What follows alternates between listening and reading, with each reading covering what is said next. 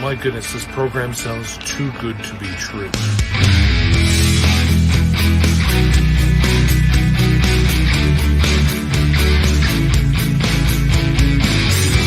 A cross-country program is giving military veterans information they need to start a second career online. It's a program aimed at helping veterans find employment in Canada's tech sector. A mobile kiosk rolled into Saint-Jean-sur-Richelieu today outside the Royal Canadian Legion. The Coding for Veterans caravan has stopped on base at C4V Petawawa, offering opportunities in the digital world for a life after the military. Unfortunately, a lot of the very job-specific skill sets that I learned through the artillery weren't exactly going to be translatable into any kind of civilian career. It was definitely a big question in my mind as to what I was going to do next. He was an intelligence officer in the Air Force and came across a team called Coding for Veterans. Through an immersive, online, self-paced learning program, gives those individuals the opportunity, the skills to work in software development or cybersecurity. My program is called the Cybersecurity Architect, which, to tell you the truth, sounds pretty good on a resume. I'm an IT service support technician with the municipality of Stratford-Caradoc. I think it would complement what I've done in my career as a military person. Things like attention to detail, leadership, teamwork, it actually aligns perfectly with the soft skills of the best and the brightest in the tech industry. The cybersecurity stuff for me was a great transition. They went from serving on the battlefield to now serving in cyberspace.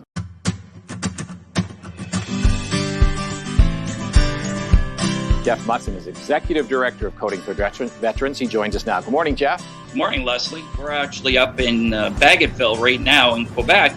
The not-for-profit is in its third year of bringing troops from deployment to employment.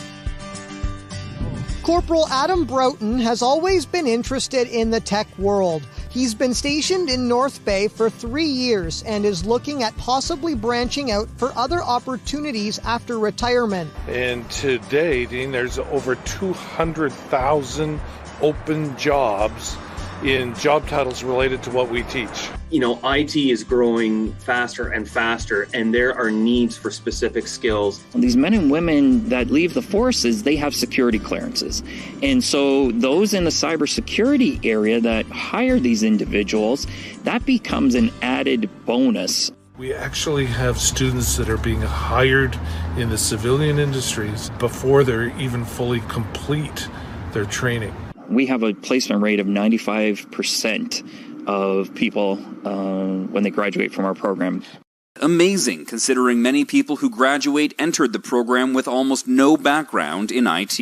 We have banks, we have government agencies, all just literally lining up to interview the candidates in the program.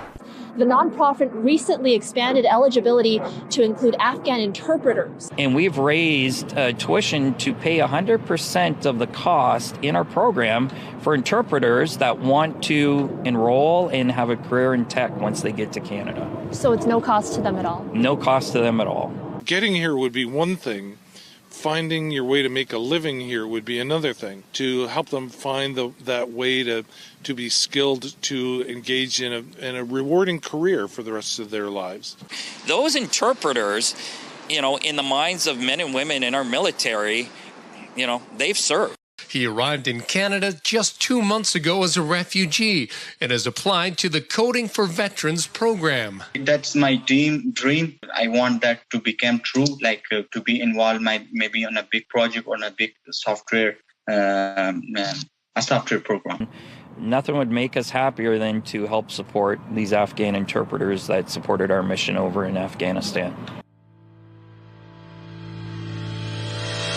This is a tremendous opportunity for those who have the interest, who have the aptitude, and have the motivation to find a new career. And I think Coding for Veterans, it puts you in a group of your peers. These are all individuals that you already have something in common with. Today, Musson was at the Toronto Stock Exchange ringing the bell to kick off the day's trading.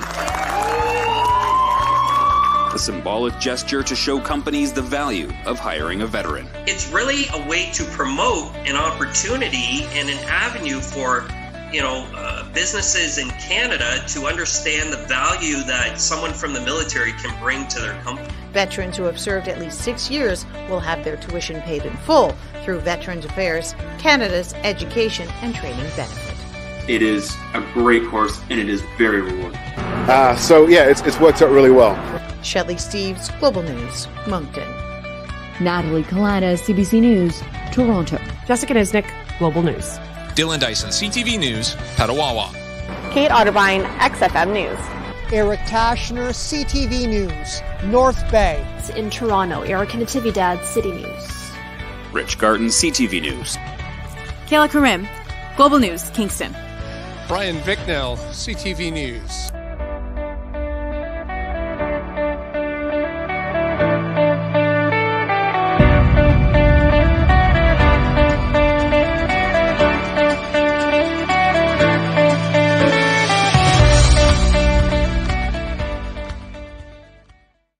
Well, welcome to our live event for Coding for Veterans. I'm Dave Trafford, and I'll sort of navigate and stick handle you through the next half hour or so as we do two things. We want to make sure that you're up to speed on the latest in the Coding for Veterans program, and then we're going to get some insights into the tech sector itself, and particularly for this year, and given what's going on in Ukraine right now. We talk a lot about cybersecurity. A lot of the folks who've gone through the program for Coding for Veterans have already focused their attentions on cybersecurity. So that is definitely tops on the agenda. But it's not the only thing that, we're talking about applying the specific skills that you are going to get. So we're going to walk through some of the details of the program, and we'll get a sense of how things are going at the University of Ottawa. We're going to hear from a couple of the students as well involved in the program and get a sense of just how intense it is. And I think that's to be stressed. This is a really intense program, and the results are extraordinary. So lots to do in the next half hour, and then we'll draw on some sector expertise just to find out what the job prospects look like. But first, let's welcome in Jeff Musson. Jeff is the executive director at Coding for Veterans. And you had a rather adventurous autumn. You and Pat Shaw off on your cross-country tour to take the show on the road. Yeah, no, absolutely. And it was great from the standpoint of taking our program and putting it out across the country. So we started off on September 10th in Ottawa, and we crisscrossed the country, visiting over 30 locations. And it was great because we got to meet a tremendous number of veterans interested in the program. In fact, we interacted with over 1,000 veterans. And, in these 30 different locations, we partnered actually in with the Royal Canadian Legion because during COVID, obviously our normal way of interacting and recruiting for the program had shifted. So we set up an outdoor activation tent at each one of these locations. And what was great was for the 2 months between September and November, we were on the road. And we ended up wrapping it up in Toronto on Remembrance Day to ring the bell to open the markets. And quite happy to report the markets actually went up that day. So, that was a double bonus. Well, and you take that, kind of as it comes in terms of the influence and the effect that you're having at Coding for Veterans. I'm interested to know, Jeff, what the response is. I understand. I've talked to some of the students and the graduates. They are thoroughly excited and impressed by it. Take me to the other side of the coin where the employers are involved here. Are they getting more than they expected, what they expect? Yeah, so that's been the tremendous part about our program is that employers are lined up to hire our graduates. And it's really, I think two reasons. Number one, they see the value that someone who served in the military can actually bring to their institution. And then the second thing is you look at the curriculum and our partnership with the University of Ottawa and how solid the program is and how it reflects the needs of the industry, whether it be in software development or cybersecurity. And And, Serge Blaze, who's the executive director at PDI, has been instrumental in helping, form this program. And it has grown tremendously over the past year. And, Serge, I'd love you to kind of comment on, the cool things going on at U Ottawa and the program and things like that. Well, the most exciting thing at the University of Ottawa is Jeff Musson. There will be a statue of Jeff Musson eventually on campus somewhere, I'm sure. Yeah. But if I just may, in addition to this wonderful stuff that Jeff Musson does, in coding for veterans, and the partnership program, I guess, or the equivalent program called Cyber Skills for Canadians. So that is for us a hugely important program. There are other programs that I'd like to mention, if I may, that are somewhat related. And one is a new program that we call Cloud Campus. Cloud Campus is all about cloud computing, of course, something that we deliver along with FX Innovation and CENGEN, the Center of Excellence on Next Generation Networks. And right now, those are offered in a B2B environment with the banking sector mostly, but we're opening it up to the public very, very soon. So you will hear about Cloud Campus as well. I'm not trying to steal the spotlight away from Jeff, but this is a related program I think that could be of interest for some of you. And then perhaps a second program I'd like to just introduce today here is our disinformation program. It's called the Information Integrity Lab, very much focused on disinformation and how to counter disinformation. So disinformation is a social problem, but it's also a technical problem in that most disinformation these days is AI enabled.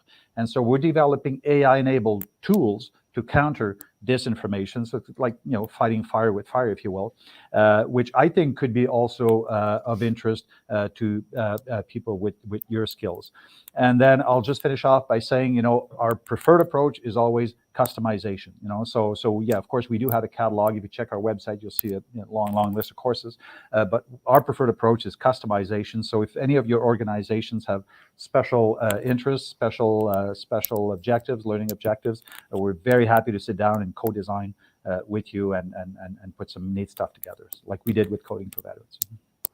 Well, I think it's important, we've got the scroll going across the bottom of the screen. If you've got questions or a comment here that you want clarified, certainly Jeff and Serge are here to make sure that you have a full understanding of it, whether you are a prospective student or somebody who's looking for, to hire into someone with these skills, and maybe more clarity around some of the density of and in the real intensity of the program at the University of Ottawa. And I think, Serge, we've talked about this over the last year or so, and I think that's what keeps coming back. And anytime I talk to some of the graduates, they know it's going to be work, but they're, I think, even a little bit surprised at the intensity and the depth of the work that gets done here. Yeah, and intensity is proportional to satisfaction, right? I mean, you make it through there. I mean, you have enormous appreciation, for the way forward. And as Jeff says in the video, I mean, the people we're looking at and service members certainly have the skills, the mindset, the attitude to essentially guarantee success at a program like this one. And maybe I should mention as well, if I may, before I forget, all of what we do is offered by distance as well. So you don't have to travel to Ottawa anymore to get any of this. Anywhere across the country would give you access to these programs as well. Yeah, well, and I should point out, we've got questions here, Jeff, from Malta, Prince Edward Island, Newfoundland, Labrador. We've got people tuning in from right across the country. So that we can do this by remote and by distance is a huge bonus to the program. Yep, absolutely is.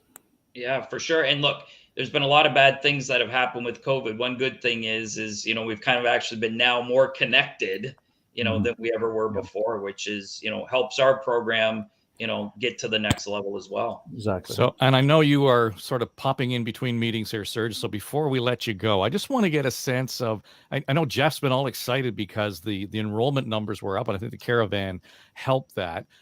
and it keeps coming up. Is there a capacity issue? I mean, I realize it's a remote, but at some point, do you hit a wall?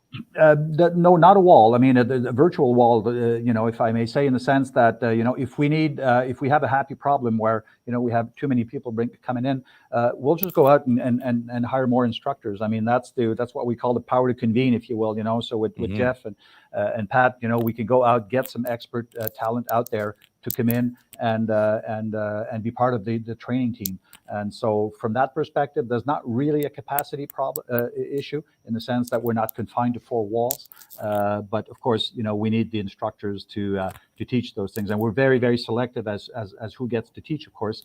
Even though there's a manpower shortage, we have to be very, very selective to ensure the highest quality of training. So does the University of Ottawa fall into the category of a potential employer for people who are going through the Coding for Veterans program? Well, both actually. My CIO office is watching this with wide eyes and saying, these are the exact people that we need. This is the talent skill that we need, because they're struggling to hire as well. I mean, we heard Pat talk about 200,000 vacancies. We certainly have that here on campus as well. It's a huge campus with 45,000 students, 7,000 staff. So the IT department is huge. And as we know, universities are bombarded every day, by hacking and all kinds of dirty tricks. And it's important to have a very solid team in place. So yeah, they're looking at C4V grads and saying, these are the guys we want. Yeah, Jeff, there's a question here that sort of falls into that, and it's from Craig, and he's saying he's still serving, and could he do this prior to release to enable the most successful transition? So it's funny he should ask. So we've now segmented our program to align with what's called an ILP for current serving members, and it stands for Individual Learning Plan, or there's actually a new iteration to this program. So yeah, absolutely, you're able to take our program, and it's actually on a course by course basis. And then your commanding officer and everyone else has to sign off on it. But absolutely, the program is open to that. And I should also mention as well is that we, with our program, have also expanded it to spouses and family members and reservists as well. And we've been able to go back to our corporate partners to find funding in which to help, offset a significant cost to the tuition. So our program is just scaling and growing, and it's an exciting time. Yeah, I don't think you can say it often enough, and I know you kind of feel like you're on a treadmill sometimes, but hitting those highlights to be sure that people understand that Veterans Affairs is involved, and tuitions are covered, that you can do it remotely. These are all the high points of this thing that really make it attractive. And I know Minister Macaulay has been a huge supporter over the last number of months and couple of years absolutely. now, I guess. And that makes a difference, right? When they can kind of invest in that, and not just their time, not just politically, but it really understand that there's value in the skills that the veterans bring to a civilian career. And the results from the program. Yeah, exactly. Yeah. And the results from the program kind of speak to that, right? Yeah. And so not only do you get your University of Ottawa credentials, but then you also write your industry certification exams. And those are globally recognized certification exams, whether it be CCNA or CISSP, that are recognized by employers. And that becomes really a critical differentiating factor with this program. So you have that university quality education delivered online with instructors on your own time, wherever you are. And then the end result is it lines up perfectly for the jobs that are out there. Yeah. So we're going to actually, Serge had to go to his meeting, so we want to thank him for jumping into this session with us. And again, if you've got questions, be sure to pop them in there, whether you're watching on Facebook or YouTube. If we don't get to them, we'll try to make sure that we answer you back in the chat anyway at some point, because we're getting quite a few questions and comments here. So anyway, we're going to cut you loose for a second here, Jeff, and we are going to welcome in a couple of the students who have gone through the program and Coding for Veterans. Troy Leonardis joins us now, as well as Elena Vasquez. And both of you, welcome in. How's it going? It's going okay. And so I just wanted to get, I mean, we heard the cheerleading for the program, and I think rightly so, from Jeff and Serge. But let's really grade it now. And we're going to have you as the, frontline folks who have been at various stages of the program. I know, Elena, you've been in a while and you're getting closer to graduation. Give me your sense of how that has gone, whether it's met expectations, surprised you a little bit. Honestly, I had no expectations other than knowing that it was going to be intense and totally new. I started before I retired. I did the prerequisite courses, and I started the program last January. And so far, it has gone very well. The course is built up to progress slowly. Which I like, and it's at your own pace. So honestly, so far so good. I enjoy it. Yeah, and I think that's sort of the key, right? To be able to manage it around your own routine, your own rhythm, your lifestyle, whatever it might be. And I know, Troy, you're a new dad, so that sort of adds a whole new wrinkle into running at your own pace. It's a different pace altogether. Yeah. It's quite nice, yeah, because again, like new dad, but I also find this was very much the same for a lot of people in the military I worked with. When they get something, they really get it and they kind of propel. And if they have to spend time kind of, rehashing the stuff that they already get, it kind of throws a stick in their wheel. But I also know from experience and from people I've worked with before that when they don't get something, having that opportunity to just sit down and work it out on your own is just tremendous. So tell me about that. And maybe, Elena, you can offer a comment on an insight on this as well, because I understand the attraction to being able to say, I'm kind of in my own space. I can figure it out. I can go at my own time and rhythm. But do you miss not having somebody to bounce stuff off of, or how do you manage that? Because, peer to peer is always helpful as well. Elena, have you had that experience? Absolutely. And thankfully, we have a Slack channel where you can ask questions to the professor, or you can actually put in a problem that other students have dealt with, and you'll get the answer. So for that, on that side, it's pretty well done. And I've had no issues so far. How about you, Troy? Yeah, Slack channel's been great. I've tried to frequent the courses that I've already passed on to try and give like a bit of experience on. And I'm in a bit of a lucky situation. I have friends who have been in the industry for years. So if I've got a really hard question, I'll bounce it off of them too. And, I've got people private messaging me on the Slack channel asking questions, and yeah, we just help each other out as much as possible. Now, you heard in the reel we played before we came on, and Pat has mentioned this a couple of times, Pat Shaw, that there are hundreds of thousands of jobs out there. It would, you're coming out of it at a time when you can almost pick where you want to work and who you want to work for, given the industry. Do you have your eyes set on something specific, Elena? I would like to work for a specific organization. As to whether I'm going to work there or not, that's a different story. But it could be. Honestly, I would like to do cybersecurity solely, but I could do networking because I'm kind of liking networking now. So this is something you discovered as you went through the program. You didn't? Yep, absolutely. Yeah. Right. How about you, Troy? Yeah, I mean, I'm open to work absolutely wherever. I've definitely had my eyes on a new power park for Edmonton being built not too far from my house, but, private, government, basically the options are endless. Well, for sure. And I think that at some level, when you start to get that many options, I worry that, oh my, there's so many things in the candy store, I can't make a decision. I think that's an important part of the recruitment, right? And just in terms of you being able to focus and drill down on what it is and where you want. I mean, to Elena's point, Troy, was there something that popped into the curriculum that you didn't realize that you might be otherwise attracted to?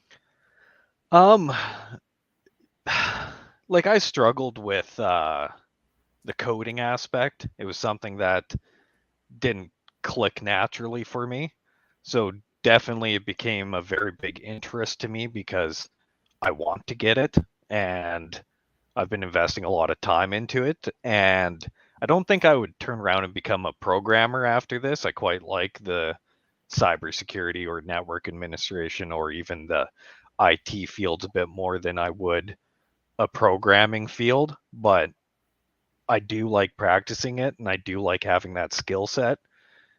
And who knows, maybe by the time I've practiced it enough and I fully understand it, I might turn around and be like, hey, this is for me.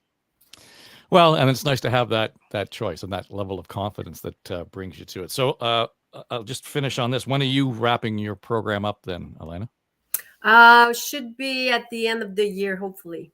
A calendar year, you mean? Calendar Yeah. year, yes. Yeah. And you, Troy? I'm hoping around the same time. Yeah.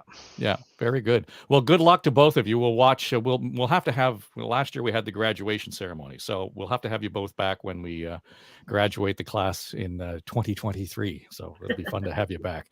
Good of you to join us. Thank you. Thank you. All right, and we will. The website, by the way, codingforveterans.com. If you want to get more information on that, if you've got questions, feel free to pop them into the comments on wherever you're watching YouTube or on Facebook. So the program sort of taking on a life of its own almost. Jeff, is you start to hear you can hear the wheels turning in terms of the possibilities both for Troy and Elena, and they're not unique. I mean, all of the students that I've talked to and the grads I've talked to, wow. I mean, they're really kind of invested in so many ways in what's going on. And that's the cool part of the program, right? Is that, at the end of the day, it's like a blank slate. Where you want to sort of take your career at this point, it's a wide open field with multiple opportunities out there. And someone actually had sent in a question, and I think it's important for me to highlight it as well. They asked, what is the difference, kind of between this program and say a 3 and 4 year degree from the university? Well, our program is actually micro-credentialed. And by doing it in a micro-credentialed format, the software program is 650 hours worth of course curriculum, which is really equivalent to a year and a half as it relates to a university program. The cyber program, both the first part and second part, do a combined 980 hours. And so employers, we find, are more interested in an individual's ability to, show or demonstrate that they've learned a competency in either of these areas, as opposed to having a fancy, 3-4 year degree behind you. The other thing that our program really focuses on is not only the theoretical aspects of it, but also the hands-on. So we have a cyber range, for instance, which our students will go and practice their skills defending in cyberspace, no different than if someone, was practicing their shooting, they would go to a gun range, right? Mm-hmm. And so it's really the kind of online version of that. And really it's important to highlight those kind of differences. It is important, and it is also, I think, kind of coincides with the when they can go into that range and practice their skills. They can be thinking of very specific parts of the sector, right? So we want to give you a quick update on the health and well-being of the tech sector heading into 22 this year. In fact, my sense is it's going to be pretty healthy. Absolutely. Well, that's why we have our next guest, Dani Lipkin, who we're very excited to have join us. He's from the Toronto Stock Exchange and really is Global Business Development Director heading up the tech practice. And so, Dani, appreciate you joining us today. No, thanks, Jeff, for having me. And really, it's a great program you run, and we're always happy to help support this great initiative overall. Yeah, which is great. So I really wanted to start off our discussion today. Can you give us a recap of the past year of the tech industry in Canada? We were on one hell of a tear here. So, I mean, We kind of joked the other day here at the office. If people didn't catch it, there was an announcement maybe 2 or 3 weeks ago of 3 companies in Canada that raised more than $100 million in one day. And the joke was that was the headlines for the entire year. It used to be, and now it's happening in one day. It's night and day what's going on tech sector in Canada. I'm a stats person, so I'll put a few stats out as we talk, but I think this is the one that's most pronounced that highlights it for everybody, because I was just looking up before we jumped on the call.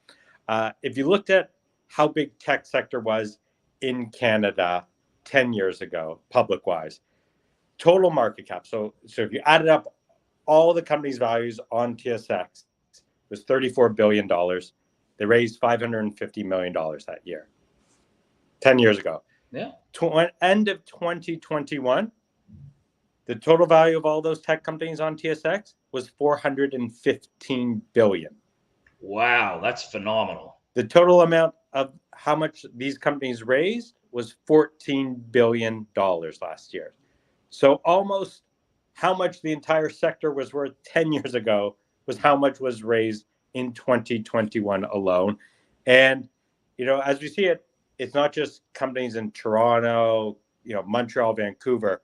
It is across the country that we're seeing, what's been really great for the pandemic. Really great for the pandemic is not a good word, but people realizing that you can, have companies located anywhere in Canada and grow them into becoming, multi-billion-dollar companies. So it's really been a big spur for people in Moncton, Calgary, Waterloo, Saskatoon, saying I want to start a tech company here and I want to grow them into becoming global tech leaders overall.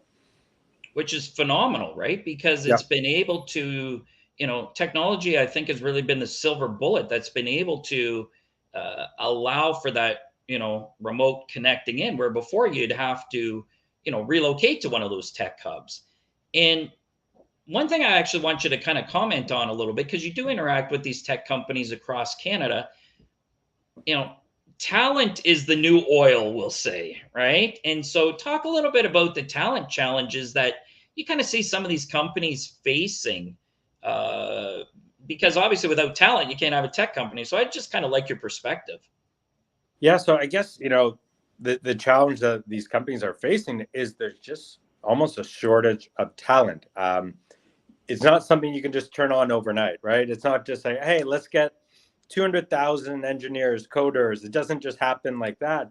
And as we see, more money pouring into the system, a lot of that money that comes in is to hire talent, and there's just not enough of it. And so, all of these companies are looking to support as many initiatives as possible to get more people working for them. And so everywhere we go, that's the number one theme for these companies. I was just actually in Waterloo a couple of weeks ago at Communitech. And for those of you who don't know, Communitech's a great incubator accelerator out of the Kitchener-Waterloo region that supports a lot of these earlier stage companies. A couple of years ago, their goal was to get 24,000 tech workers in Waterloo by 2024 or 2025.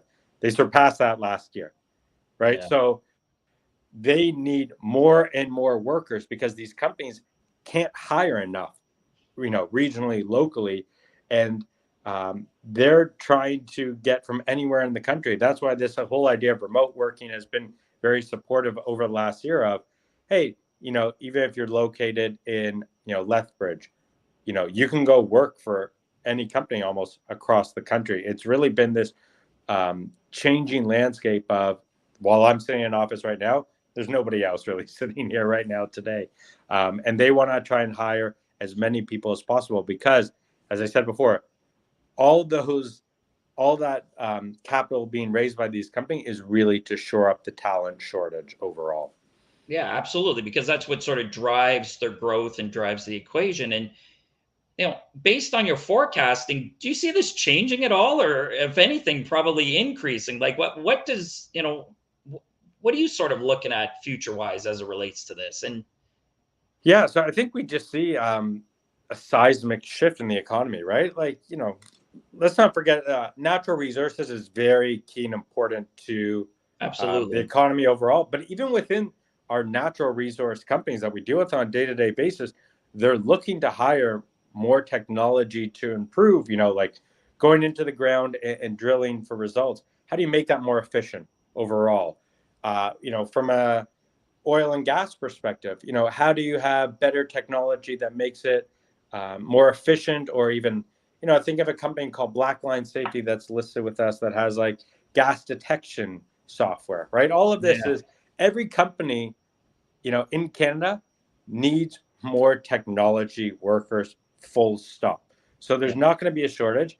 And then there's the obvious of the technology companies themselves who are raising lots of money and need to continue to grow. And I think that talent will be such a key element going forward. And so many of these companies overall are looking to hire in the sector.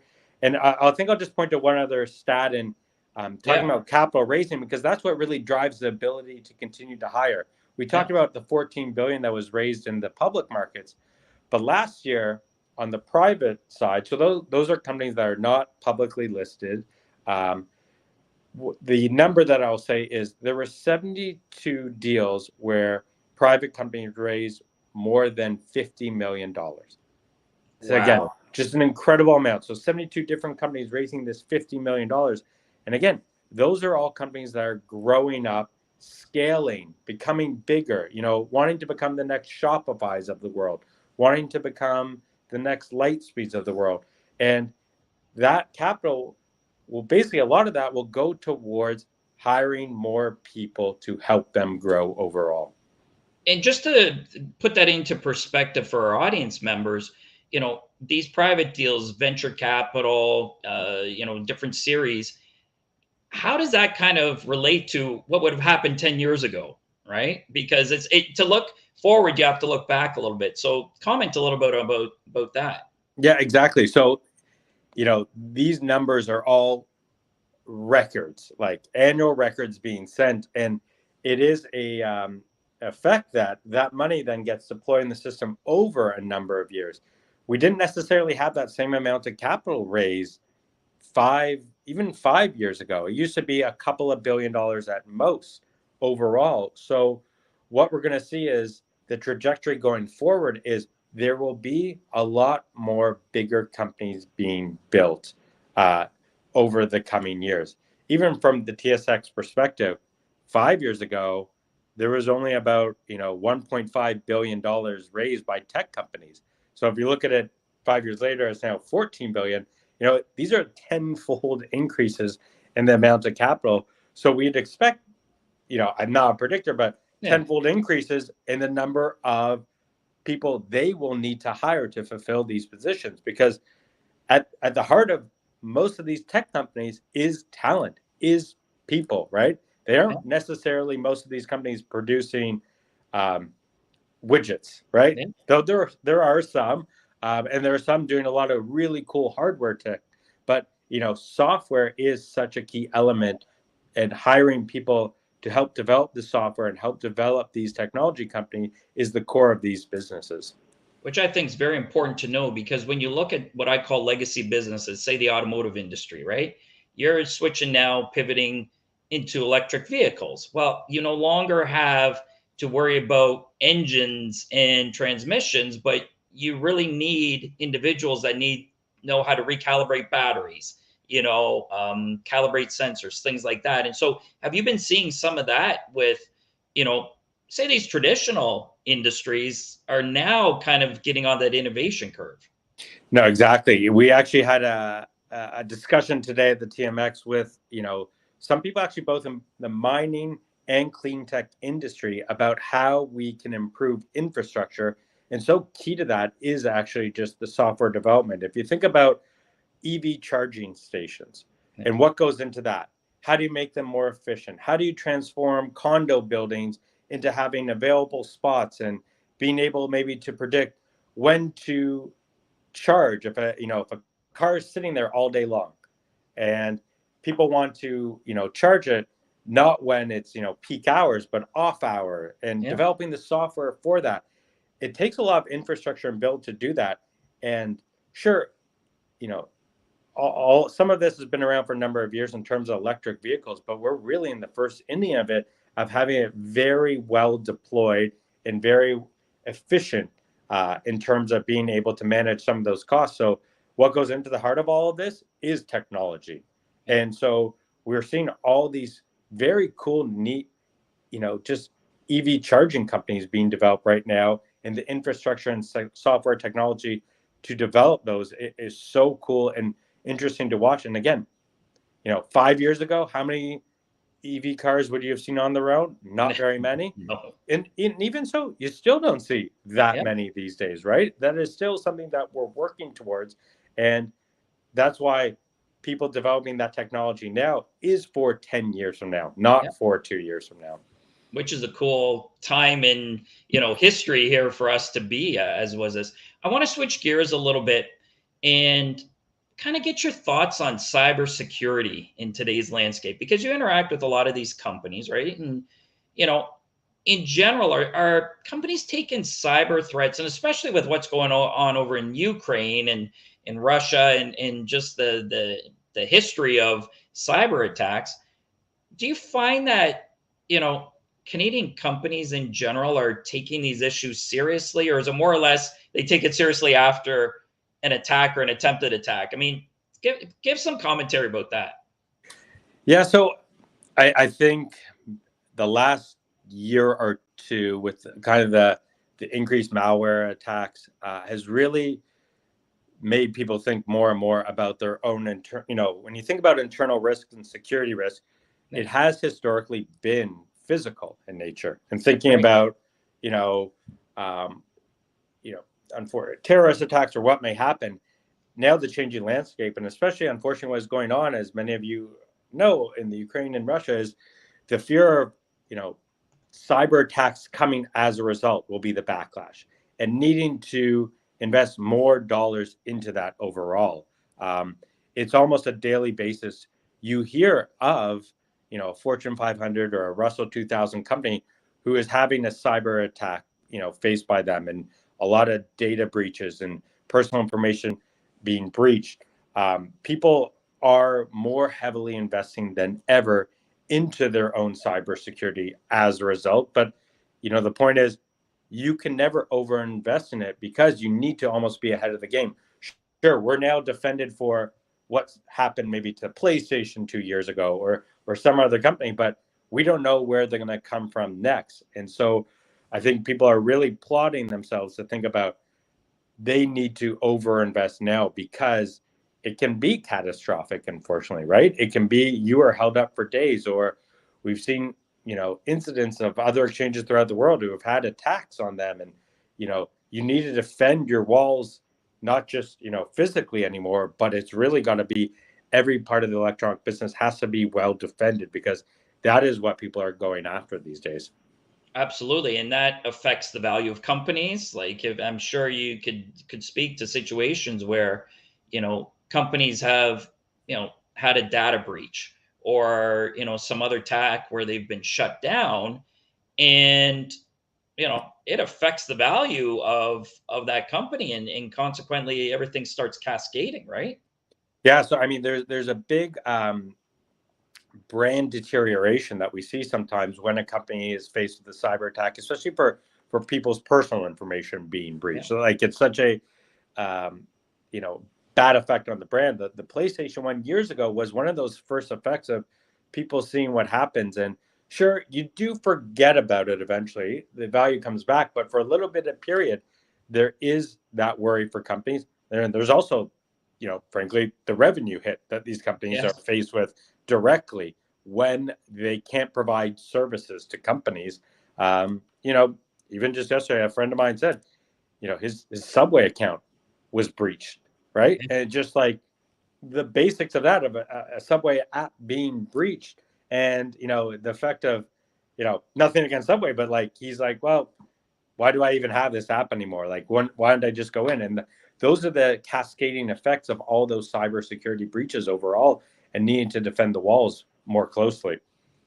Yeah, no, absolutely. And one thing, because I know there's some questions and what have you coming up here, but I kind of want you to look in your crystal ball here, right? Yep.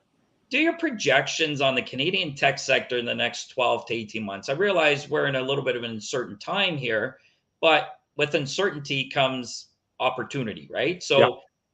give me your overall thoughts of the industry, how it relates in Canada to us globally, and give us a projection into the future.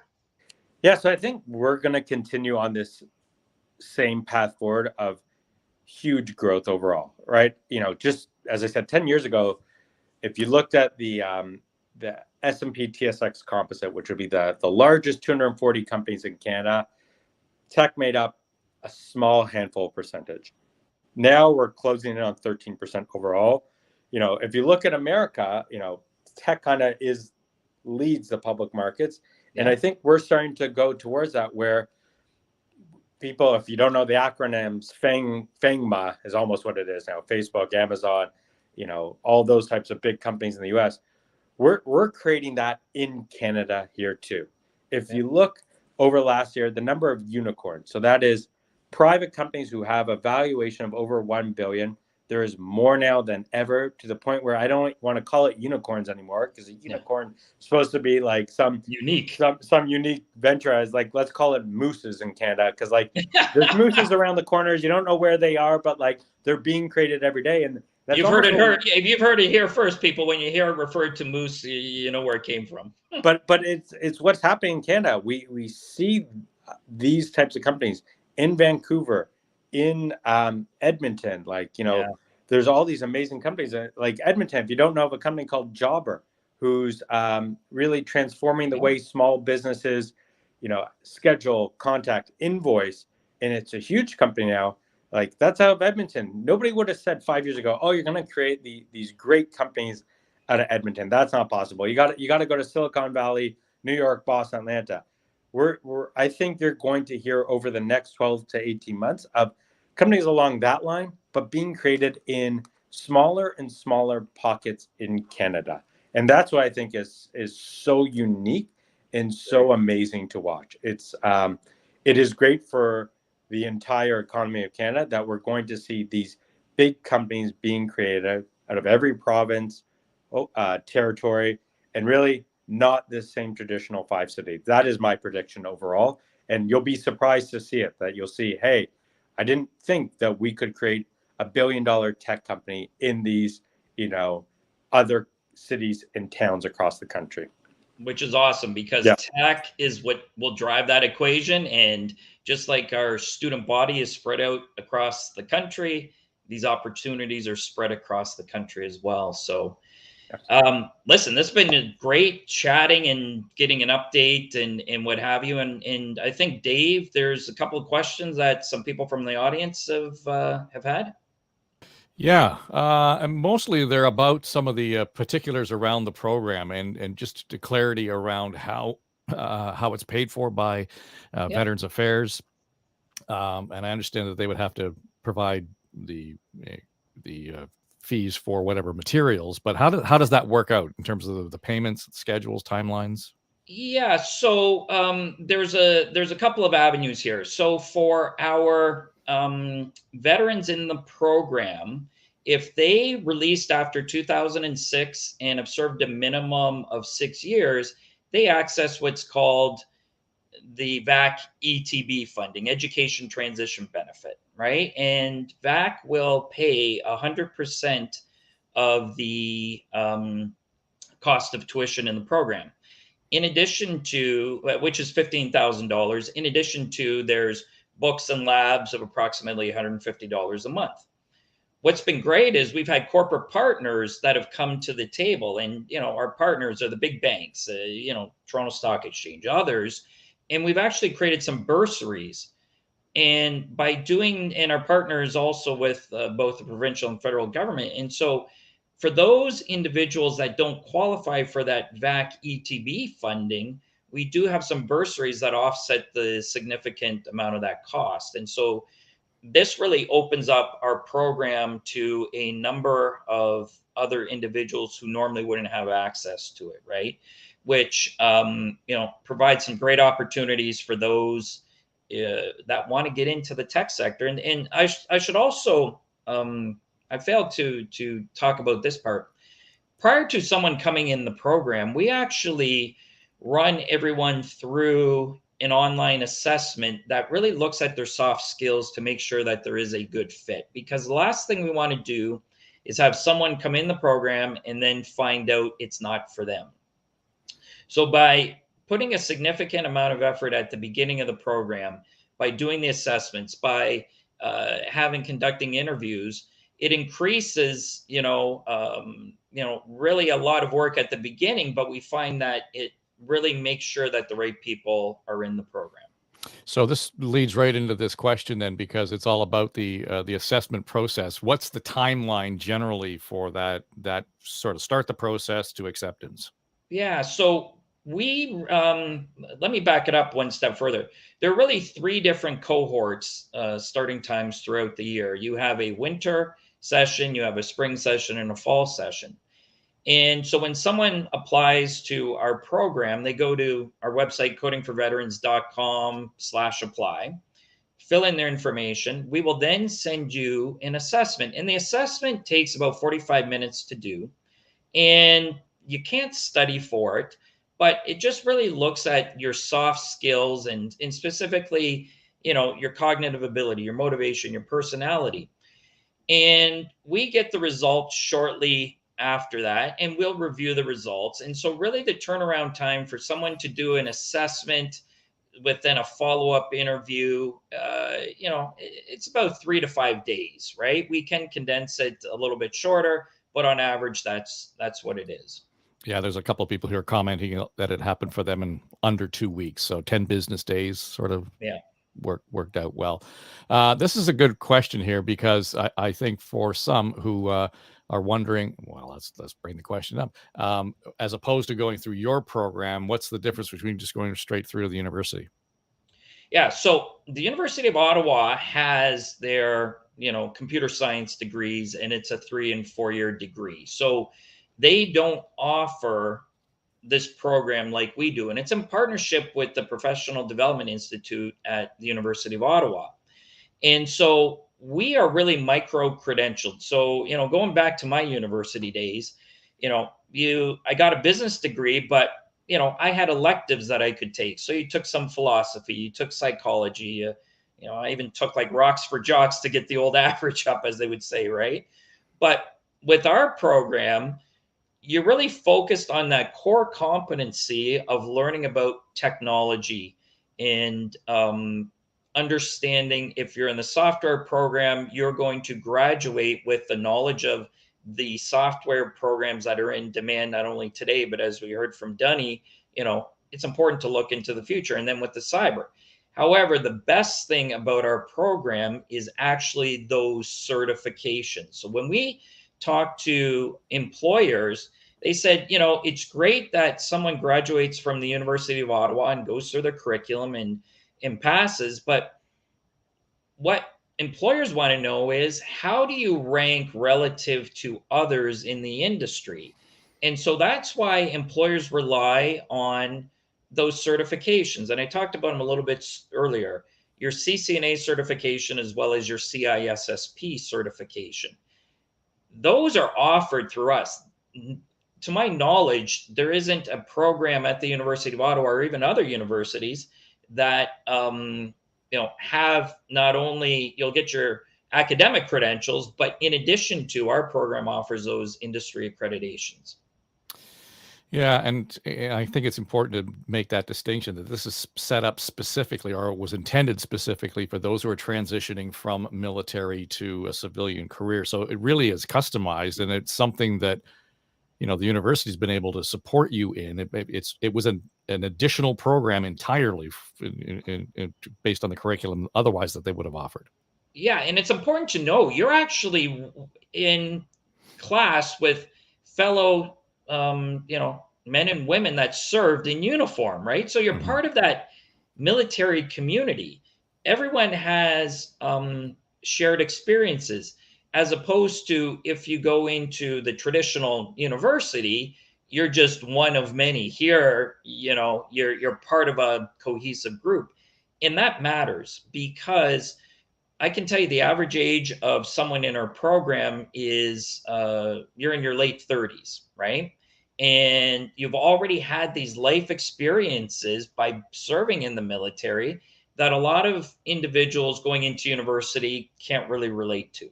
And so it's, one thing that we found, and I know Elena mentioned this earlier, is even though we have students spread across the country, the glue which really holds this program together is our Slack channel.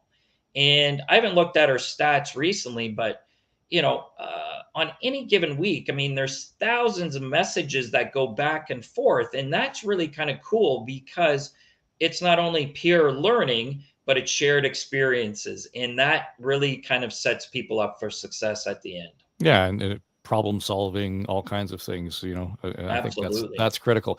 We probably got time for one more question, and I think this is an important one. Do you have to know much about computers to join the course? Okay, this is an awesome question, Kyle. So when Pat and I first launched this program a couple of years ago, you start making projections.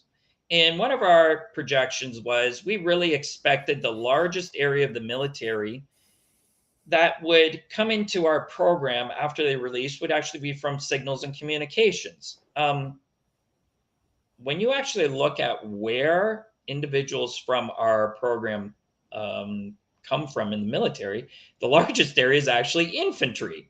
And I found that to be quite interesting. And so I asked a couple of our classmates, I said, how is this? And they said, well, the skills that we learned in the military, where, when you work with weapon systems and what have you, they're very advanced, they're technologically advanced, but the skills exactly don't translate to a civilian occupation. So what Coding for Veterans does is it actually takes those individuals in that aptitude for tech and provides them a pathway to a civilian career.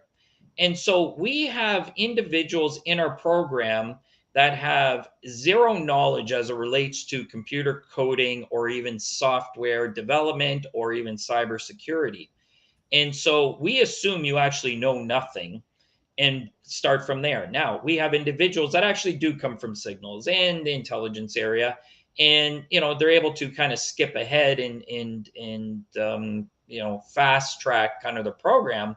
But you are not at a disadvantage if you do not have a tech background. And in fact, when you look at the final grades that a graduate would have, it's virtually indistinguishable by the time they're done our program of those that come from a tech occupation in the military to those that don't. Yeah, well, that's kind of the cool part about it. I realized that when you were getting your news coverage from across the country over the last 4 or 5 months during the fall, that was the most remarkable thing about it, was that most of these people had very little, if any, kind of tech background experience, and this is a whole new world for them. So what we've done here is just we put the website up there for you. If codingforveterans.com is a place to go to get more information. And it was just one other question, just clarity on the next enrollment. That's coming up when? Okay, next enrollment is May 10th. Or May 9th, I should say, whatever the second Monday is of the month. Reach out to us. We'd love to have you. We have a number of individuals already pre-registered. And in fact, in January, we had 70 plus people registered for the program. We're on track to exceed that for May. So, and as you heard from Serge, capacity is not an issue, right? So we'd love to have you join us. Yeah, so that'll all be updated on the website, certainly. Jeff Musson, nice show. Well done today. Sounds good, Dave. Much appreciated. Thank you. All right, Jeff Musson is the Executive Director of Coding for Veterans. And again, thanks to those of you who joined the program through your questions, some great questions, comments. We had people tuning in from across Canada, from Europe, from Iraq. So this is clearly a note of interest. And what I would suggest you do is, because this is not just for the veterans in your life, it's for the families as well, right? So if there's somebody who wants to kind of engage in this program and you're a veteran family member, by all means, make sure you check out the website codingforveterans.com. And and find out, exactly how you may be involved in some of the programming. All right, well, that'll do it for me. And if you missed any of this, it will be on the website, or you'll be able to view the recording on Facebook and on YouTube. Enjoy the day.